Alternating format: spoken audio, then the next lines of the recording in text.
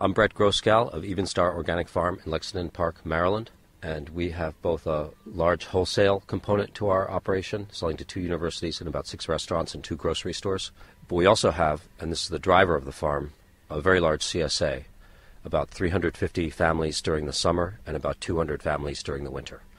CSAs that produce all their own food, as we adamantly do, will harvest what is in peak season for its members. The members have usually prepaid for the season. This gives the farmer the guarantee of income without too much sales effort. It gives the consumer, if the farm is a good farm, the advantage of getting peak season great foods, hopefully diversified, not just all cucumbers or all tomatoes or all collards during the winter. It gives that consumer an awful lot of food for an affordable price. People can find a CSA that services their neighborhood by essentially word of mouth or online sources. The online sources are really, really good. A consumer that wanted to learn what questions they should ask a farm or inquire of a farm when they're trying to join a CSA are pretty much, in my view, do they grow all their own food? If they don't, who else do they buy from? And are there any other hidden farms or auction houses they're buying from? A great thing to do is check out reviews. Check out what other people have said about the farm, almost in the sense of the other similar online resources where consumers rate who's doing what businesses to patronize. I thought that the secret or the best approach was to have very high quality and diversified foods that we grow ourselves and then deliver to the consumers. But when we survey our consumers, which we do every year, those that respond, and we've got pretty good response rates, actually tell me the communication is big, as well as having diversified, safe, healthy foods.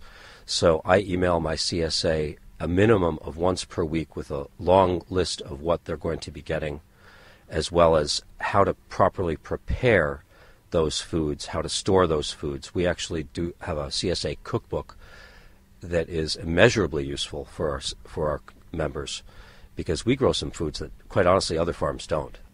All of the produce that we grow for our consumers are certified organic.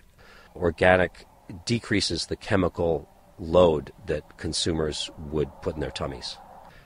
If people like great food, be they commercial chefs or be they regular homeowners, it's really easy for me to bring them great food at essentially a European level, a French level, or an Italian level of quality.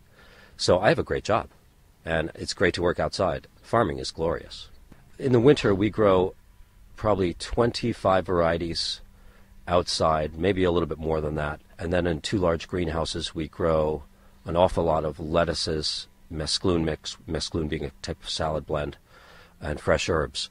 Some of these things people aren't used to seeing. As an example, French sorrel. We love French sorrel. Our consumers really like it. Our restaurant chefs really like it.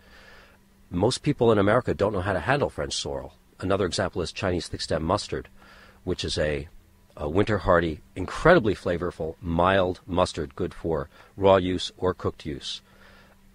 I don't know of anyone outside of California growing Chinese thick-stem mustard unless they've bought seed that we sell wholesale and then they're planting it on the eastern seaboard. Probably the best single example is Cherokee purple tomatoes, arguably the ugliest tomato on the planet. I mean, truly ugly. It has green shoulders when ripe, purple to brown to auburn, flesh and skin. This is still when ripe.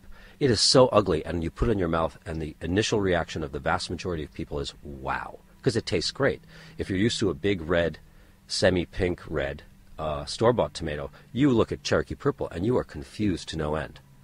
So our cookbook and our communication has helped our CSA members, or have helped our CSA members, really understand that Cherokee purple may be the ugliest thing on the planet, but boy, when you put it in your mouth, that is high summer.